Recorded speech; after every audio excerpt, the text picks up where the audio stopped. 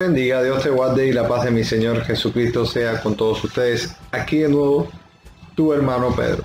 Bueno, seguimos dándole secuencia a los estudios del diezmo, el cual ya hemos ido viendo en el Antiguo Testamento para quién era, o sea, analizando el contexto de quién eran los que diezmaban, qué era lo que diezmaban, y para qué era necesario los diezmos en aquella época. De hecho, les dejo aquí un dato muy interesante, y es que hoy en la actualidad los judíos no diezman al templo porque no tienen. Pero bueno, eso lo vemos en el Antiguo Testamento, para que se usaba el diezmo, y era para el sustento del diezmo, el sustento del templo. Pues hoy quiero analizar el diezmo en el Nuevo Testamento. Y aquí sí tendría que hablar, tendría que ser la Biblia explícita, y Jesús tendría que haber hablado del diezmo si era para su iglesia, y si él quería que se diezmara tal cual como lo hacen hoy. Pues hay poquitísimos capítulos en el Nuevo Testamento donde habla de esto, y uno de ellos está en Mateo 23, y lo citan muchísimos. De hecho, lo leen mucho desde los púlpitos para corroborar y poder confirmar y decir que este diezmo es el que deberíamos también practicar nosotros los cristianos. Mateo 23 dice así: ¡ay de vosotros, escribas y fariseos hipócritas! ¿Quién eran los escribas y fariseos? Pues eran todas aquellas personas que estaban bajo la ley de Moisés. Porque diezmáis de la menta, es un cultivo, y el eneldo y el comino, cosechas, y dejáis lo más importante de la ley. ¿De quién? De Moisés. Si hacemos una exégesis de este versículo, nos damos cuenta que le está hablando a los israelitas que están debajo de la ley de Moisés. La justicia, o sea, se han olvidado de la justicia, la misericordia y la fe. Y esto también formaba parte de la ley de Moisés, el cual le decía a las personas, ¿verdad?, que tendrían que hacer. Tendríamos que recordar también los 10 mandamientos, por lo cual amarás a tu prójimo, ¿verdad?, adorarás a Dios sobre todas las cosas. Hermano Pedro, ¿qué quiere decir de que esto entonces no tendríamos que hacer nosotros los cristianos hoy? No, aguanta, no es el caso.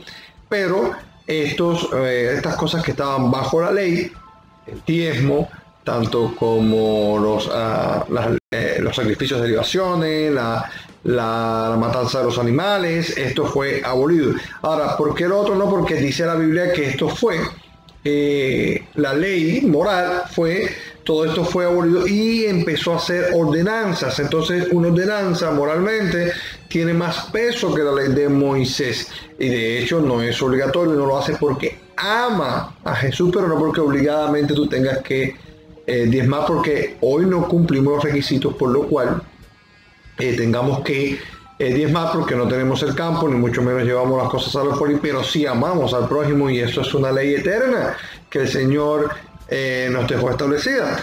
El amor, sobre esto no hay ley, dice la Biblia.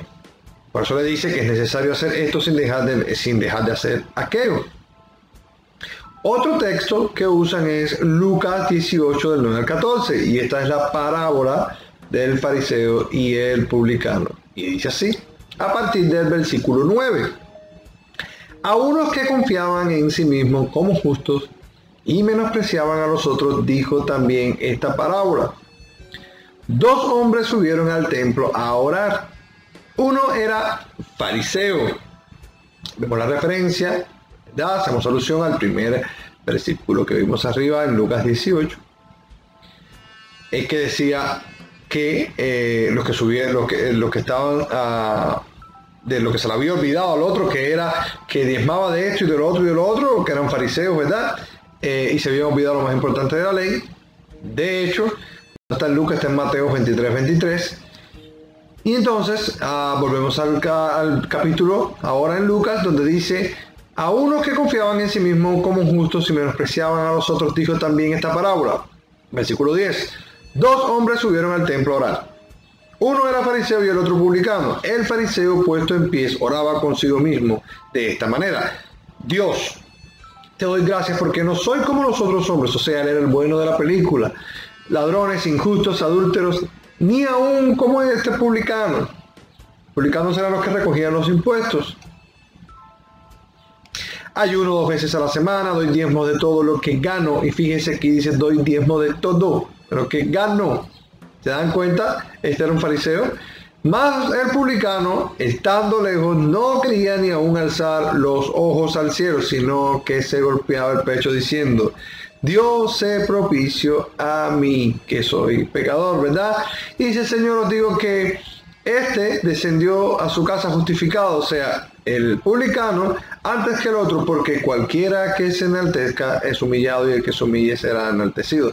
Podemos decirte que entonces, si el Señor o hubiese estado establecido el diezmo como norma principal para poder ser salvo, y esto es diciendo, llamando la atención a aquellas personas que dicen que están en los púlpitos y dice: ustedes todos han robado, ¿y dónde van los ladrones? Al infierno. Bueno, el Señor hubiese dicho: primero, bueno, antes de justificarte, publicano, ya que tú no diezmas, porque se estaba viendo claro, hubiese dicho también, hacer alusión de que este también, el que fue justificado, diezmaba, pero aquel no, porque aquel diezmaba del eneldo, ¿verdad? Todo lo que era del grano, o sea, que el del campo era una cosecha. Pero bueno, hubiese dicho también al publicano: ¿sabes qué? Entonces diezma primero, confiesa tus pecados y después será justificado. No, el Señor le dijo: este hoy es justificado. ¿Por qué? Porque se humilló, y no que se enalteció, sino que al que se humilla como él, yo lo levanto. Así que dejando claro que el diezmo no es principal para nada, y mucho menos es para la iglesia, viendo que el Señor le hablaba en este contexto también a los fariseos y a los publicanos. Y obviamente dice el Señor: a los suyos vino y a los suyos recibieron. El Señor era judío. Hasta ese entonces estaba vigente la ley de Moisés. Aún así, el Señor justifica al otro que no había cumplido la ley como lo cumplió este fariseo que se enaltecía y se engrandecía. Pero entonces, mi hermano Pedro, la ley de los judíos es para la iglesia de Cristo, viendo de que es parte de si tú diezmas o no diezmas, porque obviamente está comprobado que para que usted lleve el diezmo como está establecido en la Biblia, usted tiene que ser parte del pueblo judío. Pues le digo que no. Dice la Biblia que el que está bajo la ley, o bajo las obras de la ley, acarrea maldición para sí mismo.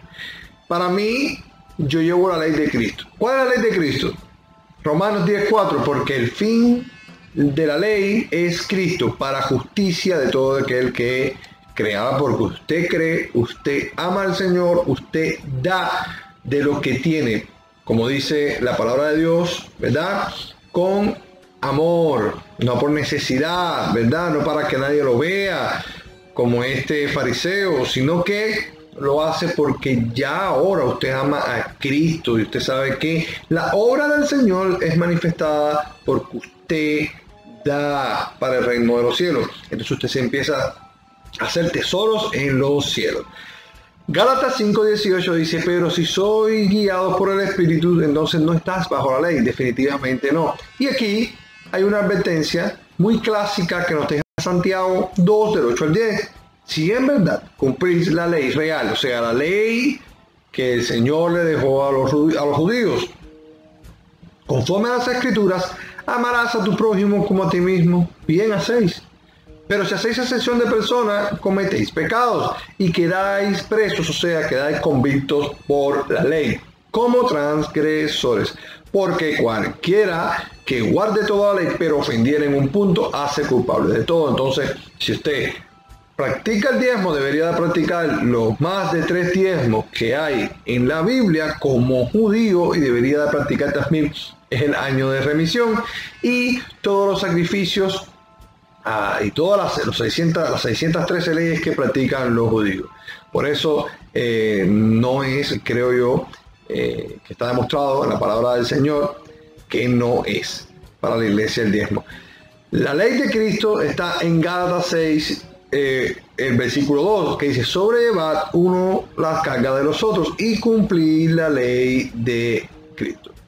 Por tanto, eso sería lo mejor para nosotros los cristianos, aún viendo que el gran mandamiento es: amarás al Señor sobre todas las cosas y a tus prójimos como a ti mismo. ¿Cómo sobrellevamos las cargas de nuestros hermanos? Bueno, viendo, asegurándonos de que estén bien, que así como prosperemos nosotros, también prosperen ellos, pero no bajo una mentira, ni mucho menos pidiéndole 10% ni 20% a nadie que vaya a la iglesia, ni condenándolos, ni mandándolos al infierno. Y esto es para, si usted, amigo ministro o pastor que me ve, pueda tomar conciencia del caso. Por eso, ¿cómo mantenemos a la iglesia? Como dice 1 Corintios 16:2. Cada primer día de la semana, cada uno de vosotros ponga aparte algo. ¿Y cómo, hermano Pedro? Según haya prosperado, o como haya prosperado, guardándolo para que cuando llegue yo se recojan entonces, sino ofrendas. ¿Verdad?